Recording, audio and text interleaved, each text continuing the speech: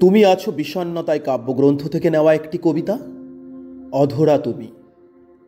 তোমাকে যত্ন করে আগলে রাখতে চেয়েছিলাম, ঝিনুক যেমন করে মুক্তোকে রাখে বুকের ভেতর, ঠিক তেমন করে চেয়েছিলাম আমার সমস্তটা জুড়ে নদীর মতো তুমি বয়ে যাও। কিন্তু তুমি রইলে না। আমার আশা আর বাস্তবতা এক নয়।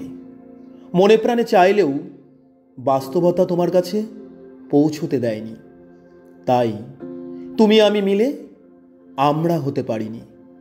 তবুও চেষ্টা করেছি তোমাকে ধরে রাখতে, জীবনের সাথে বাঁধতে, কিন্তু ব্যর্থ আমি। বুঝতে পারলাম তুমি আমার জন্য নও, তুমি অধরা কেউ। মন ভাঙা মানুষের জন্য একমাত্র শান্তির পথ দূরত্ব। তাই তোমার থেকে দূরত্ব বাড়িয়ে নিলাম। দূরত্ব যা আমার শান্তির একমাত্র পথ।